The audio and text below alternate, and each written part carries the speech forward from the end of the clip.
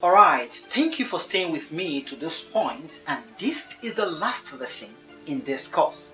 And in this lesson, I will be specially talking on the best way to die. This is a special feature in this course. Death, by definition, is simply cessation of life on earth. Jesus called it the night time of life, when no work can be done, according to John chapter 9 and verse 4. Death is a cessation of life, and many people hold divergent views about death. Why some view it as a curse, some view death as a blessing. But as Christians and people that know God, our view about death should be in relation to eternity. Death is not a curse as far as God is concerned. Death gives our life a deadline, but not a termination. Death is not termination of life. It gives us a rough time frame to accomplish whatever it is we are designed to accomplish. Please understand that death makes us want to do things on time so that we can beat the deadline. In Acts of Apostles chapter 13 verse 36, the Bible says, "Now when David had served God's purpose in his own generation, he fell asleep. He was buried with his ancestors and his body decayed." Notice in this place that the Bible says that David fell asleep. The Bible did not say that David died. Death, as far as God is concerned, to every man in God's agenda, is transition from this world to eternity. Death is not termination of life. It's a transition from this world to eternity. But the life you will live in eternity, which is where the caution comes in, is that the life you will live in eternity will be determined by how well you live your life here on earth.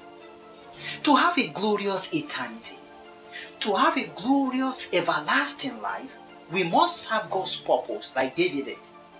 You must have exhausted all your potentials before you think of dying.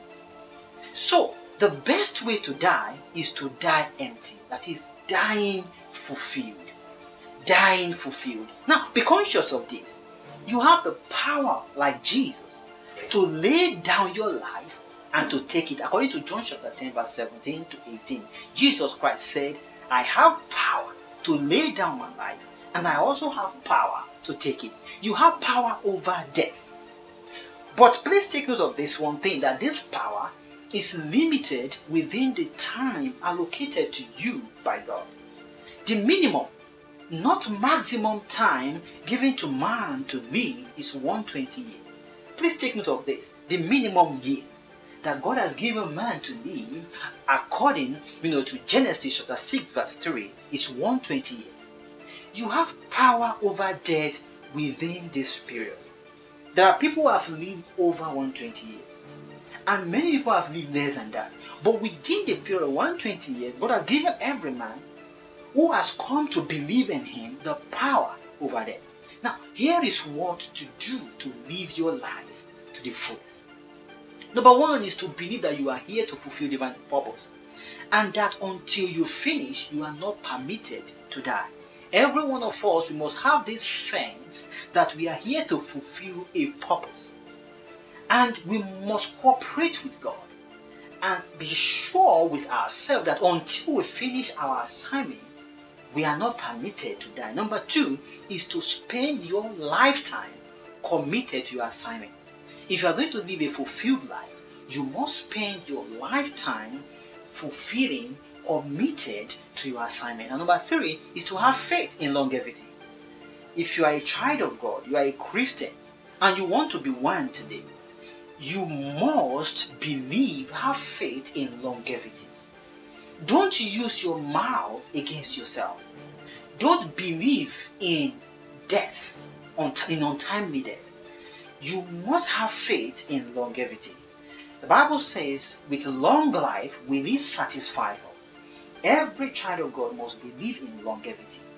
you must not use your mouth against yourself by confessing untimely death. Instead, you must use your mouth to declare your dominion over death. Lastly, God will not bring you to earth and take you away without you achieving His purpose for your life. So don't team up with the devil by leaving the stage before your time. This is the end of this lesson, and this is the end of this section, and also the end of this course. I'd like to appreciate you for staying with me. God bless you.